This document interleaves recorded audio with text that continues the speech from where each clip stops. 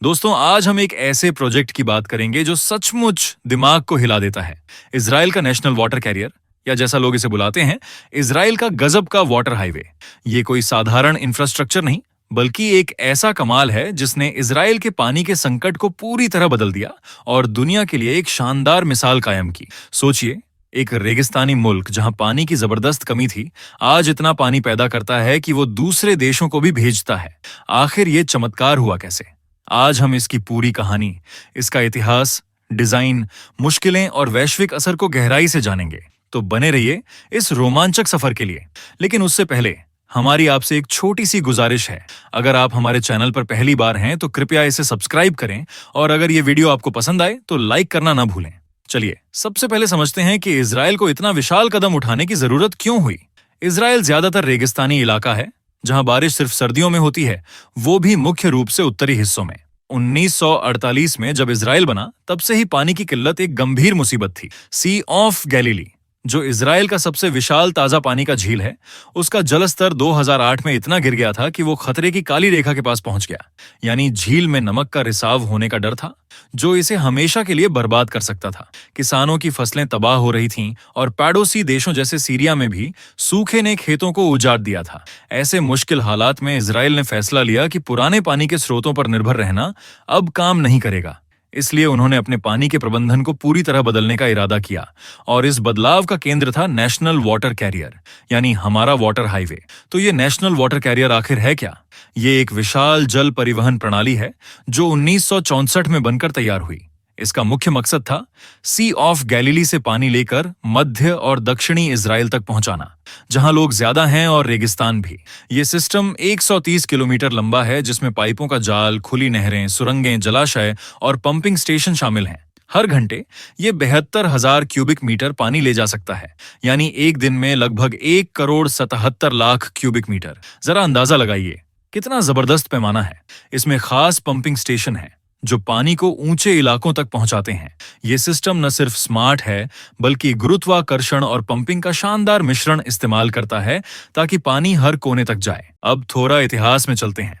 1950 के दशक में इजराइल ने इस प्रोजेक्ट की शुरुआत की, क्योंकि आबादी इंक्रीज हो रही थी और खेती के लिए पानी की जरूरत तेजी से इंक्रीज हो रही थी। नेशनल वाटर कैरियर का कॉन्सेप्ट इजराइल के पहले प्रधानमंत्री डेविड बेन गुरियन के सपने का हिस्सा था। वो चाहते थे कि नेगेव रेगिस्तान को हरा भरा और फलता फूलता बनाया जाए। मगर ये प्रोजेक्ट आसान नहीं था। जॉर्डन नदी के पानी के बंटवारे को लेकर इजराइल और आसपास के देशों में तनाव रहा। 1955 में अमेरिका ने जॉनस्टन प्लान लाया था ताकि इन झगड़ों को सुलझाया जाए, लेकिन वो कामयाब नहीं हुआ। फिर भी इजराइल ने हार नहीं मानी और 1964 में इस प्रोजेक्ट को पूरा कर दिखाया। आज ये सिस्टम इजराइल की पानी की रीढ़ है। शुरू में इसका 80% पानी खेती के लिए और 20% पीने के लिए था, लेकिन अब बढ़ती आबादी की वजह से ज्यादातर पीने के पानी के लिए इस्तेमाल होता है। अब एक और क्रांतिकारी चीज की बात करते हैं, डिसैलिनेशन। इजराइल सिर्फ नेशनल वाटर कैरियर पर निर्भर नहीं रहा, बल्कि भूमध्य सागर से खारे पानी को ताजा पानी में बदलने की शानदार तकनीक अपनाई। आज इजराइल में 5 प्रमुख डिसैलिनेशन प्लांट हैं जो 50% से ज्यादा पीने का पानी सप्लाई करते हैं। इन प्लांट्स को नेशनल वाटर कैरियर से जोड़ा गया है। 2023 में एक और महत्वपूर्ण अपग्रेड हुआ, फ्लो रिवर्सल प्रोजेक्ट। इसमें अब डिसैलिनेटेड पानी को भूमध्य सागर से सी ऑफ गैलीली तक पंप किया जाता है ताकि झील का जलस्तर स्थिर रहे। ये दुनिया में पहली बार हुआ कि कोई देश डिसैलिनेटेड पानी को प्राकृतिक झील में भेज रहा है। इससे न सिर्फ इजराइल का पानी सुरक्षित हुआ, बल्कि जॉर्डन को भी पानी की आपूर्ति शुरू हुई। ये प्रोजेक्ट वैश्विक सहयोग का भी एक शानदार उदाहरण है। मगर दोस्तों, ये सब इतना सरल नहीं था। नेशनल वाटर कैरियर को बनाने और चलाने में ढेर सारी रुकावटें आईं। पहली थी भौगोलिक मुश्किल।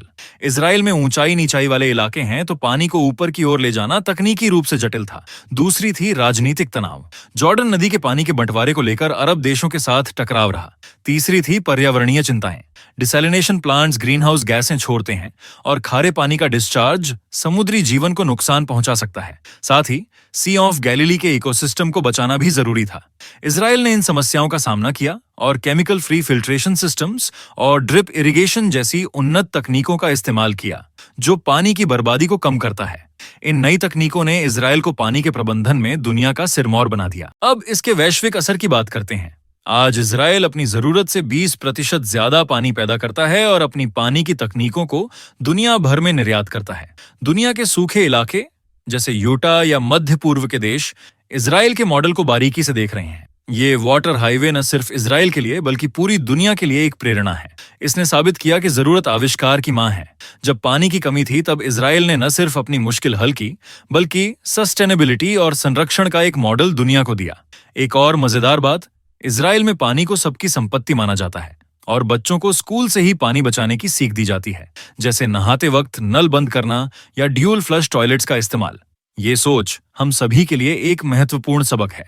दोस्तों, इस प्रोजेक्ट की सबसे खास बात यह है कि इसने इजराइल को आत्मनिर्भर बनाया और पानी की कमी से जूझ रहे देशों के लिए एक मार्गदर्शक बन गया। इजराइल की इस कामयाबी ने हमें सिखाया कि सही नीतियां, तकनीक और सामूहिक जज्बा हो तो कोई भी असंभव लक्ष्य हासिल किया जा सकता है। ये मॉडल न सिर्फ तकनीकी चमत्कार है बल्कि सामाजिक और पर्यावरणीय बदलाव का प्रतीक भी है। इसने स्थानीय समुदायों को एकजुट किया और पानी के महत्व को समझाया। इजराइल की तकनीकें अब अफ्रीका और एशिया के कई देशों में अपनाई जा रही हैं। ये इस बात का जीता जागता सबूत है कि सही दृष्टिकोण से पर्यावरण और विकास साथ साथ चल सकते हैं। तो दोस्तों, इजराइल का नेशनल वाटर कैरियर सिर्फ एक इंजीनियरिंग का करिश्मा नहीं बल्कि इंसानियत के लिए एक बड़ी प्रेरणा है। ये एक ऐसे सपने का नतीजा है जिसने रेगिस्तान को फूलों की तरह खिलाया। ये प्रोजेक्ट दिखाता है कि तकनीक, सही प्लानिंग और जुनून से कोई भी चुनौती पार की जा सकती है। आज इजराइल न सिर्फ अपनी पानी की जरूरतें पूरी करता है बल्कि दूसरे देशों की भी मदद करता है। उम्मीद है ये वीडियो आपको प्रेरित करेगी कि हम अपने संसाधनों का बेहतर इस्तेमाल कैसे करें। इसने हमें दिखाया कि सीमित संसाधनों के बावजूद स्मार्ट प्लानिंग और इनोवेशन से हम अपना भविष्य सुरक्षित कर सकते हैं। आइए हम भी अपने स्तर पर पानी जैसे कीमती संसाधन को बचाएं और आने वाली पीढ़ियों के लिए एक बेहतर दुनिया बनाएं। ये कहानी हमें ये भी सिखाती है कि छोटे छोटे कदम भी बड़ा बदलाव ला सकते हैं। तो आज से ही पानी का सही इस्तेमाल शुरू करें, जैसे बर्तन धोते वक्त नल बंद करना। अगली बार फिर मुलाकात होगी। तब तक के लिए अलविदा और अपने आसपास के संसाधनों का ख्याल रखें। उम्मीद है आपको हमारी आज की कहानी पसंद आई होगी। अगर वीडियो अच्छा लगा तो कृपया लाइक जरूर करें और अगर आप हमारे चैनल पर नए हैं तो इसे सब्सक्राइब करना ना भूलें।